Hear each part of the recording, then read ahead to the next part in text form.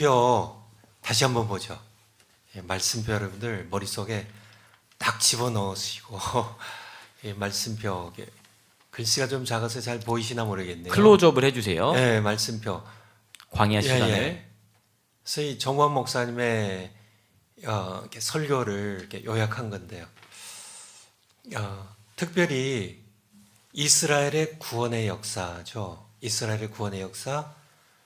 애굽에서 바로의 노예 생활하던 애굽에서 세 단계를 거쳐서 가나안으로 들어가요. 홍해, 광야, 요단강을 건너서요. 가나안으로 들어갑니다. 그래서 구원의 완성이죠.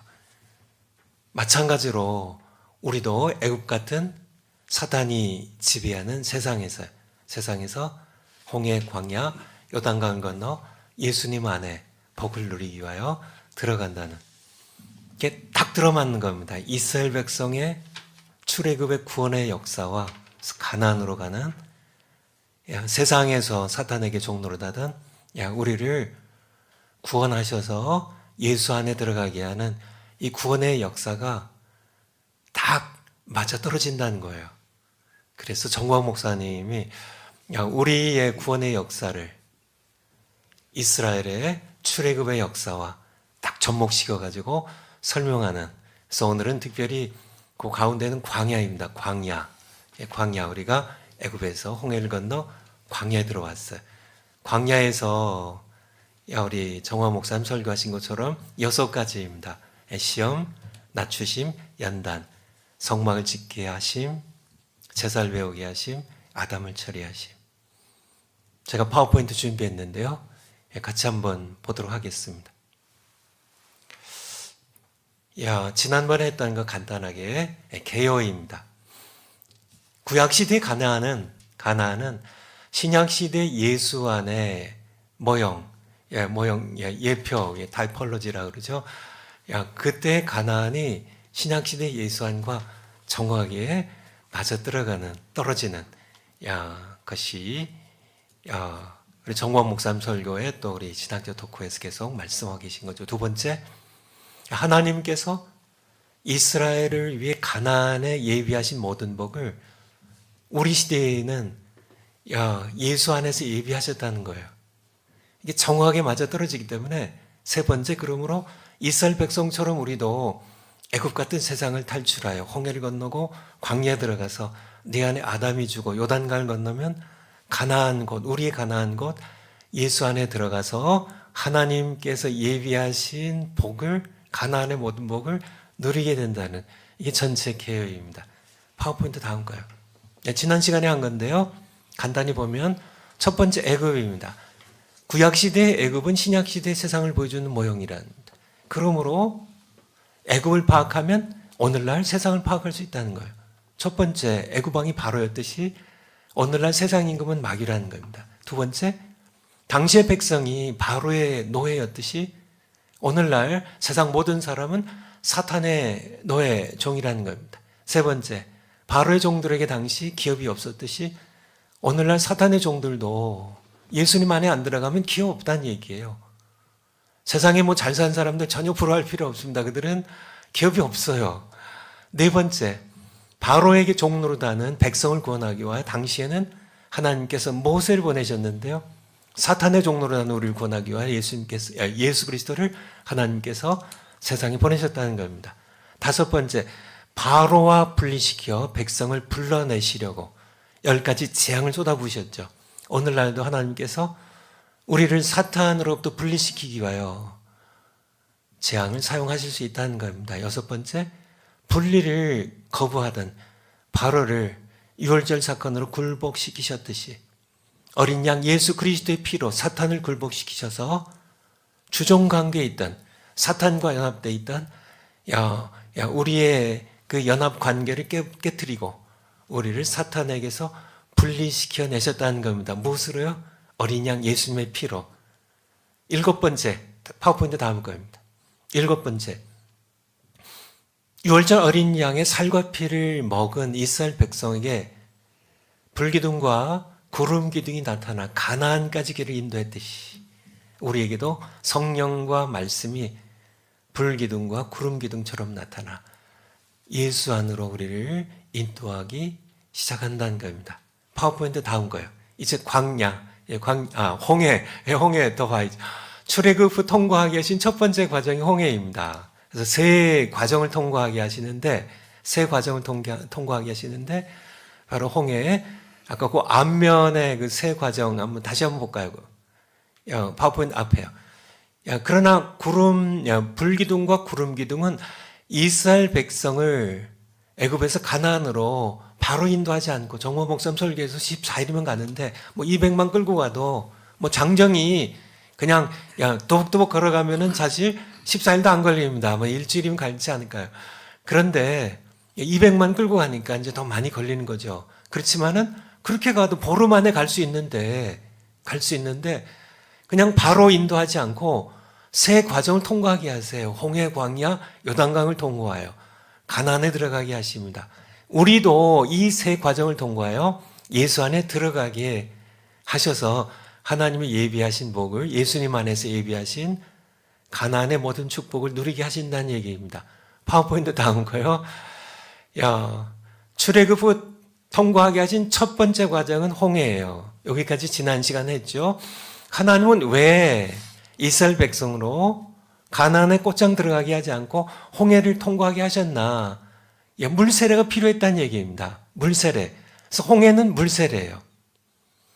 이스라엘 백성들이 홍해에서 모세에게 속하여 바로의 종이었던 옛 자가 죽고 묻히고 세례의 의미죠.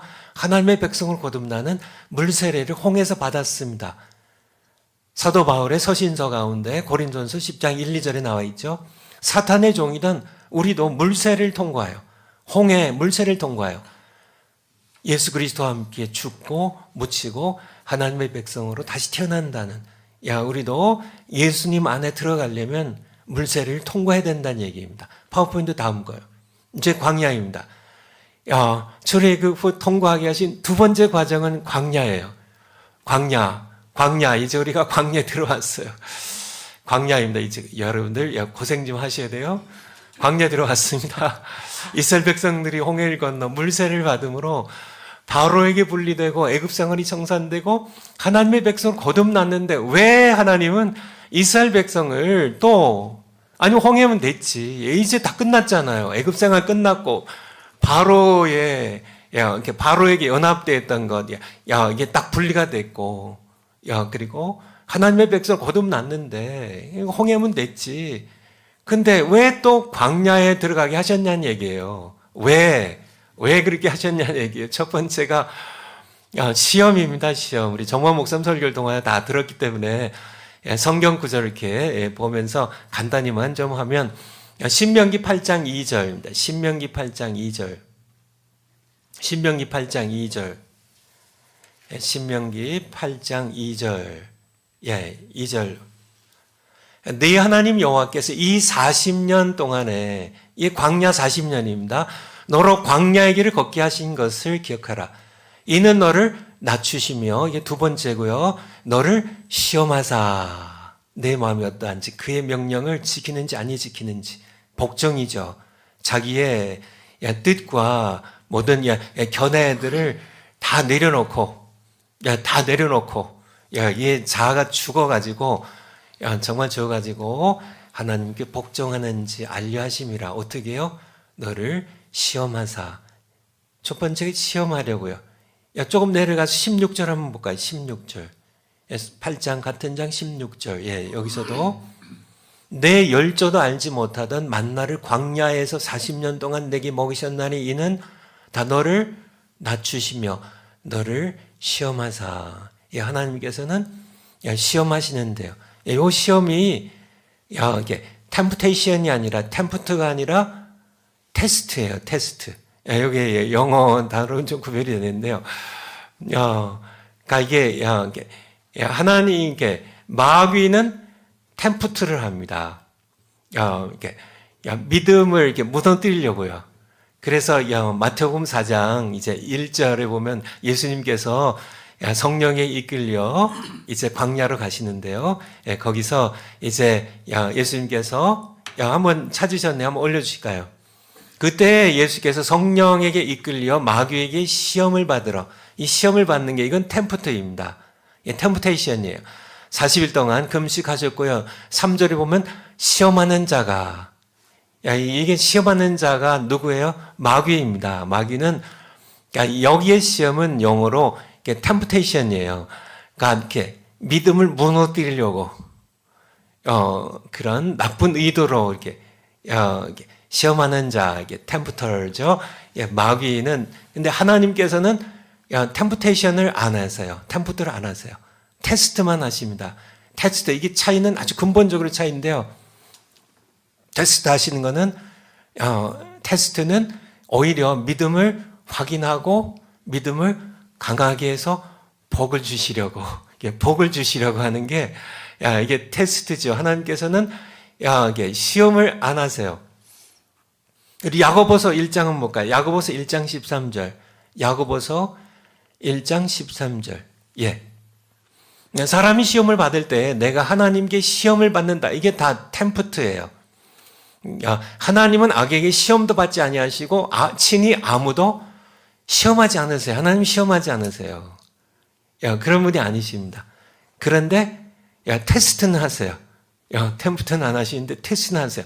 이게 아주 틀린 겁니다. 테스트는 믿음을 오히려 시험에서 더 강하게 하고 단련시키고 또 복을 주시려고, 하나님께서는 이스라엘 백성들을 테스트 하시려고 광야에 보내셨습니다. 아까 신명기 8장 16절 아까 찾았었는데 다시 한번 돌아가 볼 수 있을까요?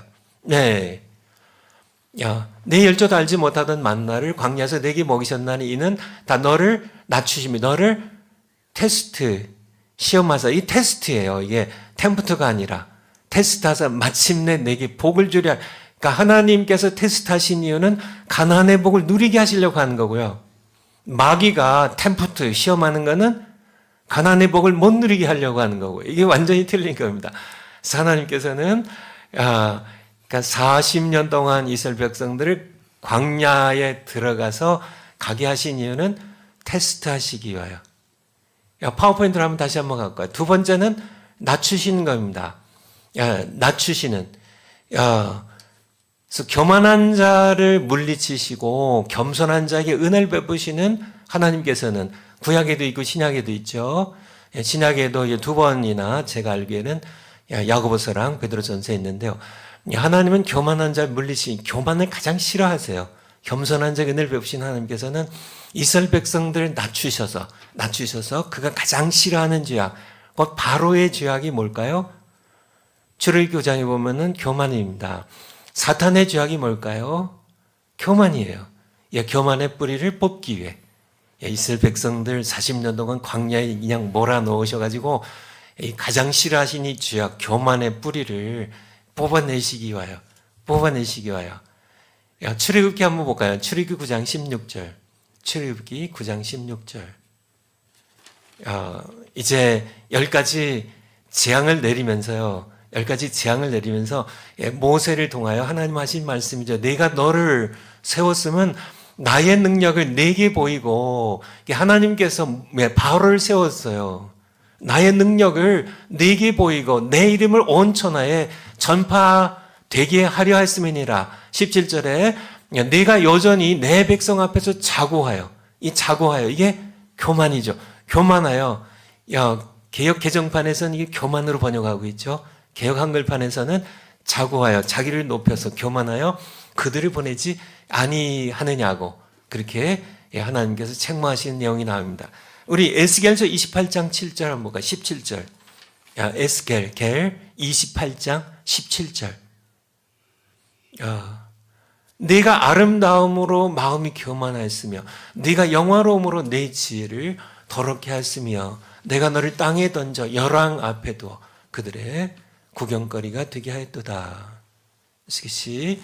이제 두로왕을 책망하는 거지만은 사실은 두로왕을 이제 겹쳐서 배후에 사탄을 책망하는, 사탄의 교만을 책망하는 내용입니다. 한번 야고보서 한번 볼까요? 야고보서 4장 6절. 신약성경, 야고보서 4장 6절.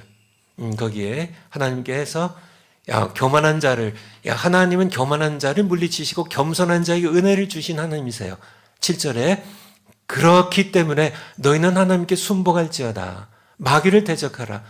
마귀는 바로 하나님이 교만한 자를 대적하신다 말씀하셨잖아요. 마귀가 교만한 자예요. 그래서 마귀를 하나님이 대적하시는데 우리도 하나님께 순복해서 마귀를 대적해야 됨을 우리에게 말씀하고 계세요. 그리하면 너희를 피하리라고 말씀하고 계세요. 우리가 하나님은 이런 분이십니다. 이스라엘 백성들이 교만의 모습이 있기 때문에요. 이 교만을 아예 뿌리째 뽑으려고 낮추시고 또 낮추시는 40년 동안요. 그들에게 만나를 먹게 하시고 그들이 하나님의 구름 기둥과 불 기둥을 쫓아가면서 그들의 교만을 뿌리 뽑으시는 그것이 광야의 40년의 생활이었습니다. 파워포인트를 한번 다시 한번 가볼까요? 세 번째, 파워포인트 다음 거입니다. 세 번째. 연단입니다. 연단. 아니고 앞에 거요. 아니고 앞에 거. 연단입니다. 하나님은 불순물이 가득한 돌덩이 같은 그의 백성을 연단하여 정금 같은 연단입니다. 연단 없는 가난은 없다고, 가난은 없다고 정모 목사님 설교의 내용에도 나오는 것처럼 정금 같은 믿음의 백성으로 다듬으시려고 광야로 인도하십니다. 욥기 23장 10절 잘 아시죠? 오직 그가 나의 가는 길을 오직 그가 아시나니 그가 나를 단련하신 후에는 내가 정금같이 나오리라는 그런 고백이죠. 잠언 17장 3절 찾아주실래요? 잠언 17장 잠언 17장 3절 잠언 17장 3절 도가니는 은을 풀무는 금을 연단하거니와 여호와께서 연단을 하세요. 은을 도가니에서 이제 정한 은으로 금을 풀무에서 불순물을 빼고 정금으로 연단하는 것처럼 여호와께서도 이스라엘 백성을 광야에서 이스라엘 백성의 마음입니다. 몸을 이렇게 튼튼하게 하는 게 아니라 마음의 순수한, 그러니까 교만이 빠진 순수한 마음으로 만들기 위해서 40년 연단하셨다는 겁니다. 이사야서 한번 찾아주실래요? 48장 10절. 이사야서 48장 10절. 보라, 내가 너를 연단하였으나 은처럼 하지 아니하고 너를 고난의 풀무에서 택하였노라. 하나님께서 이스라엘 백성들 연단하시는데요. 은처럼 하는 게 아니라 고난의 풀무에서, 고난이라는 풀무에서, 광야에서 그들 연단했죠. 한 곳만 더 찾아보죠. 스가랴 13장 9절. 쓱 13장 9절. 내가 그 3분지 1은 3분의 2는 멸망시키고요. 3분의 1 남겨가지고 불 가운데 던져 은같이 연단하며 금같이 시험할 것이라. 하나님께서는 이스라엘 백성들을 은같이, 금같이, 이제 연단하셔서, 정말 하나님의 이름을 부르는 하나님의 백성이라 할 수 있는 그런, 그들이 하나님 되기 위하여 광야 40년 동안 연단하셨음을 우리는 볼 수가 있습니다. 파워포인트 한번 다시 한번 가볼까요? 네 번째, 잔꾀를 죽이기 위해, 여러분들 이렇게 40년 동안 이스라엘 백성들이 뭘 하는지 아세요? 이 광야에서는 농사도 지을 수 없어요. 어떤 사업도 할 수가 없어요. 아니, 뭘 좀 하려고 하면은 또 구름 기둥이 움직이거든요. 그러니까 어떤 계획도 할 수 없어요. 거래도 할 수 없어요. 아니, 뭘 거래를 해야 뭘 꾀를 부리고 속임수를 쓰지. 아무것도 할 수가 없습니다. 어떤 잔꾀도 부릴 수 없는 광야에서 날마다 주시는 만나 먹고 그냥 불기둥, 구름 기둥을 무조건 따라가는 단순한 삶인데 지극히 단순한 삶입니다. 그냥 잔꾀를 부릴 수가 없어요. 그냥 그래도 뭔가 속여 먹어야, 뭘 꾀를 부려야, 꾀를 부릴 건덕지가 없는 단순한 삶을 40년 동안 살게 하심으로요. 그냥 잔꾀가 죽어 없어지게 하시는 그런 다섯 번째, 성막을 짓게 하셔서 그들의 하나님이 되어 그들 중에 거하려고 이스라엘 백성을 광야에 들어가게 하셨습니다. 광야 생활 가운데 하나님께서 정말 성막을 짓게 하세요. 출애굽기 25장부터 끝장 40장까지요. 한번 출애굽기 29장 45절 한번 볼까요? 출애굽기 29장 45절. 출애굽기 29장 45절. 내가 이스라엘 자손 중에 거하여 그들의 하나님이 되리니. 46절. 그들은 내가 그들의 하나님 여호와로서 그들 중에 거하려고 그들을 애굽 땅에서 인도해 낸 줄 알리라. 나는 그들의 하나님 여호와니라. 그래서 너는 분향을 단을 만들지. 이게 지금 성막을 짓게 하시는 과정 가운데 하나님 말씀하신 겁니다. 너희가 나를 위하여 이제 이 성막을 지으라고 하시면서 나는 너희 가운데 거하려고 너희를 애굽에서 인도해 냈다고 말씀하고 계세요. 여섯 번째, 제사를 배우게 하기 위해서요. 파워포인트 한번 다시 가보세요. 제사를 배우게 하려고. 그래서 그들 중에 성막을 짓고 그들과 함께 거하신 하나님께 나와 교제하고 섬기게, 예배하게 하시려고 그들을 광야로 인도하셨습니다. 레위기에 나오죠. 근데 가장 중요한 것은 사실은 일곱 번째라고 보여지는데요. 아담을 처리함입니다. 아담을 처리함. 출애굽하여 홍해를 건너므로 바로와의 연합에서는 완전히 분리되었지만 출애굽했어요. 그리고 홍해를 건넜어요. 이제 바로와의 연합은 완전히 끊어졌어요. 그러나 그들 속에는 아직도 아담으로부터 물려받은 죄성이 남아있었다는 겁니다. 하나님은 그들을 아담과의 연합에서 분리시키기 위하여 광야로 몰아넣으셨다는 거예요. 광야로 몰아넣으셨다. 정말 정광훈 목사님의 이 놀라운, 저도 이렇게 조직신학을 전공한 그런 신학자로서요. 정말 이게 정광훈 목사님에게 주신 하나님의 이 성경을 보는 통찰력이 얼마나 깊고 놀라운지를 다시 한번 이렇게 발견하게 되고 감탄하게 되는데요. 홍해를 건너서 광야 생활에 아담을 처리함. 이게 목사님, 정광훈 목사님의 말씀표에 나와 있는 그 문구 그대로입니다. 아담을 처리합니다. 홍해가, 이제 광야 40년이 아담을 처리함. 이게 어떻게 이거를 발견했을까? 이걸 알아냈을까? 사실 저도 이렇게 보면서 이거를 이렇게 설명하기 위해 이렇게 하지만은 사실은 정말 놀랍고 놀라운 그런 성경의 해석의 통찰력인데요. 출애굽한 이스라엘 백성은 홍해에서 엄청난 구원을 경험했음에도 불구하고 그들 속에 살아있는 아담의 죄성은 그들로 하여금 끊임없이 원망, 불평하며 탐욕과 불순종의 삶을 살게 만듭니다. 이 성경을 몇 군데 좀 찾아놨는데요. 그들에게 출애굽받고 홍해를 건너서 물세례 받고 이제 바로와 이제 관계가 끊어졌어요. 바로와 연합은 끊어졌어요. 이제 하나님의 백성으로 이제 다시 부활했는데 물세례로 이제 중생을 경험했는데 여전히 그들에게는 아담의 죄성이 남아 있었다는 얘기예요. 끊임없이 원망불평합니다. 출애굽기 15장 22절 한번 볼까요? 출애굽기 15장 22절.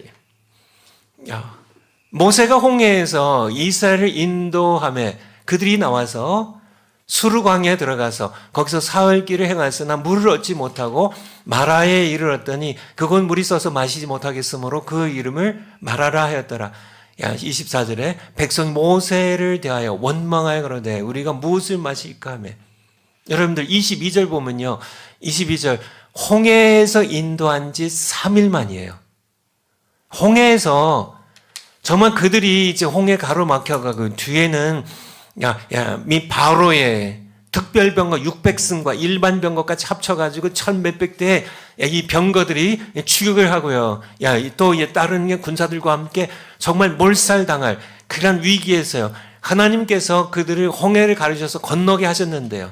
홍해를 정말 마른 땅 건너게 하셨는데 거기에서 물세를 다 받고 정말 하나님의 구원을 경험했는데 이거는 인류 역사상 정말 입이 딱 벌어지는 엄청난 정말 홍해를 창조하신 온 우주를 말씀으로 창조하신 하나님만이 할 수 있는 이 장엄한 역사를, 구원의 역사를 경험하고 겨우 3일 만에 이들은 불평하기 시작합니다. 놀랍지 않아요? 야, 정말 뭐 죽을 말기 암덩어리가 떨어져 나간 것, 그것만 해도 우리가 평생 자랑할 것 같은데요. 하나님을 늘 찬양할 것 같은데요. 감사하며 살 것 같은데. 웬만한 고생, 물 없는 거, 좀 목마른 거. 하나님께서, 홍해를 가르친 하나님께서 우리가 목말라 죽게 하실까 설마. 근데 이스라엘 백성은 3일 만에, 근데 정말 이스라엘 백성들 정말 못됐어. 정말. 근데 그게 사실은 저의 모습이고 우리 모습이란 얘기예요. 물세를 받았어도 우리는 여전히 사탄과의 관계는 끊어졌지만은, 사탄과의 연합은 끊어졌지만은, 여전히 우리 안에는 아담의 죄성이 남아있어가지고요. 계속 우리는 원망 불평하는. 계속이에요. 16장 1절 보죠. 16장 1절. 이제 한 달이 지났어요. 출애굽기 16장 1절. 이스라엘 자손이 온 회중에 엘림을 떠나 엘림의 시내산 쌓이는 신광야에 이르러, 신광야에서 만날 먹게 되죠. 애굽에서 나온 지 제2월 1월 14일에 출애굽했으니까 6월절 밤에 15일, 이제 한 달 하루 지났습니다. 15일. 이스라엘 온 회중이 그 광야에서 모세와 아론을 원망하여, 이제 한 달 지났어요. 원망하여 그들에게 이르되, 우리가 애굽 땅에서는 고기 가마 곁에, 애굽에서 고기 가마 곁에 앉았던 때와 떡을 배불리 먹던 때 여호와의 손에 죽어 떨으면 좋았을 것을. 너희가 이 광야로 우리를 인도하여 내어 이 온 회중으로 굶어 죽게 하는구나 하는도다. 그러니까 이게 보세요. 이들은 끊임없이 그냥 원망 불평을 달고 사는. 17장 1절에 보면 르비드 물 사건이 또 나오게 되죠. 그냥 이렇게 시간이 많이 가서 제가 원래 말이 느린데 지금 빨리 하냐고 말이 혀가 엉기고 있는데, 좀 시간이 어떻게 되나요? 14장 1절. 민수기입니다. 민수기 14장 1절. 민수기 14장 1절. 민수기 14장 1절. 온 회중이 소리를 높여 부르짖으며, 이제 민수기로 넘어갔어요. 여전히 변하지 않고 있죠. 부르짖으며, 이제 1년 지났거든요. 이제 성막 이제 다 지었거든요. 온 회중이 소리를 높여 부르짖으며 밤새도록 백성이 곡하였더라. 2절에 이스라엘 백성이 다 모세와 아론을 원망하며, 모세에 대한 원망은, 아론에 대한 원망은 하나님에 대한 원망이죠. 원망하며 온 회중이 그들에게 이르되, 우리가 애굽 땅에서 죽었거나 이 광야에서 죽었다면 좋았을 것을. 3절에 어찌하여 여호와가 우리를 그 땅으로 인도하여, 가나안 땅이죠. 가데스 바네아 거기까지 진출했으니까요. 칼에 망하게 하려 하는 거, 우리 처자가 사로잡히리니 애굽으로 돌아가는 것이 낫지 아니하랴. 4절에 이에 서로 말하되 우리가 한 장관을 세우고 애굽으로 돌아가자 하며, 이것이 바로 광야에서 비록 이스라엘 백성들이 출애굽했고 홍해를 건너서 물세를 받았지만은, 또 바로와의 연합은 끊어졌지만은 여전히 아담과는 연합되어 있음을, 아담이 물려준 죄성은 여전히 살아있음을 우리는 볼 수가 있습니다. 21장 한번 갖고 와요. 민수기 21장 4절. 민수기 21장 4절. 백성이 호르산에서 진행하여 홍해길로 조차 에돔 땅을 둘러 행하려 하였다가 길로 인하여 백성의 마음이 상하니라. 5절에 백성이 하나님과 모세를 향하여 원망하되 어찌하여 우리를 애굽에서 인도하여 올려서 이 광야에서 죽게 하는 고, 이곳에는 식물도 없고 물도 없도다. 우리 마음이 이 박한 식물이 뭐예요? 만나입니다. 이 만나 지긋지긋해서 못 먹겠다고 싫어하느라. 감사는, 만나, 하나님이 주신 그 은혜의 양식을, 정말 싫다고, 정말, 이것이 바로, 하나님께서는 이 광야 40년 동안, 이 곧 아담이 물려준 이 죄성을, 그래서 이 아담과의 연합을 끊기 위하여 40년의 광야 생활을 하게 하셨다는 겁니다. 파워포인트로 한번 다시 돌아가 볼까요? 파워포인트로. 아니, 아까 거를, 그래서, 아담을 처리합니다. 맨 밑에요. 하나님이 가나안에 예비하신 복을 누리려면 그들 속에 여전히 살아남아있는 아담을 죽여야 했다. 광야 40년은 출애굽 첫 세대 곧 아담의 세대가 죽고, 상당히 비유적이지만은 굉장히 정확한 거죠. 하나님께 복종한 새 세대가 일어나는 과정이었다는 겁니다. 이 아담의 세대가 죽고 새 세대가 일어나는, 아담이 죽는 그런 민수기 14장 26절, 민수기 14장 26절. 이제 아까 민수기 14장 1절부터 읽었죠. 13장이 이제 12명이 정탐꾼 파송하고, 이제 12명 정탐꾼이 10명이 부정적인 보고를 하고, 백성들이 밤새도록 불평하고 원망하며 통곡하는 그런 내용이 있은 다음에 여호와께서 모세와 아론에게 일러 가라사대, 나를 원망하는 이 악한 회중을 내가 어느 때까지 참으랴. 이스라엘 자손이 나를 향하여 원망하는 바, 그 원망하는 말을 내가 들었노라. 28절, 그들에게 이르기를 여호와의 말씀에 나의 삶을 가리켜 맹세하노니 너희 말이 내 귀에 들린 대로 내가 너희에게 행하리니 올라가지 않겠다고 너희가 했으니까. 29절에 너희 시체가 이 광야에 엎어질 것이라. 바로 아담이 죽는 거죠. 너희 20세 이상으로 계수함을 받은 자 곧 나를 원망한 자 전부가, 여분네 아들 갈렙과 눈의 아들 여호수아 외에는 내가 맹세하여 너희로 거하게 하리란 그 약속의 땅 가나안에, 하나님이 예비하신 복이 있는 가나안에 결코 들어가지 못하리라. 31절에 너희가 사로잡히겠다고 말하던 너희의 유아들은 20세 이하의 유아들과 광야에서 태어나는 세대는 내가 인도해 드리리니. 그래서 출애굽 첫 세대, 1세대, 첫 세대, 아담의 세대죠. 그들이 광야에서 모두 죽고, 그리고 그 다음 세대가 약속 땅에 들어가는. 32절에 너희 시체는 광야에 엎어질 것이요. 실제로 그렇게 되죠. 민수기 32장 13절. 민수기 32장 13절. 다 죽은 다음에 이제 가나안 땅에 들어가기 직전입니다. 여호와께서 이스라엘에게 진노하사 그들로 40년 동안 광야에 유리하게 하신 거로 여호와의 목전에 악을 행한 그 세대가 필경은 다 소멸하였느니라. 이제 다 죽었어요. 이제 가나안 땅. 그러니까 아담의 세대가 죽어야 끊임없이 아담의 죄성이 남아 있어가지고요. 원망하고 불평하고 끊임없이 하나님께 불순종하는 이 아담의 세대가 죽어야 이제 죽은 다음에 요단강 건너서 이제 가나안 땅의 복을 누리게 되는 겁니다. 파워포인트 꼭 다음 거를. 마지막 파워포인트인데요. 조직신학적으로 보면 이스라엘 백성의 구원의 서정은, 구원의 순서라고 하면 쉬운데 보통 조직신학에서는 이렇게 서정이라는 표현을 쓰죠. 오르도 살루티스인데요. 영어로 하면 the order of salvation이에요. 구원의 순서입니다. 구원의 서정을 보면 출애굽은 하나님의 부르심이에요. calling, 소명이죠. 홍해는 물세를 통한 중생이에요. regeneration이고, 칭의입니다. justification. 광야는 시험과 연단을 통한 성화예요. 이게 구원의 서정입니다. 하나님 부르시고요.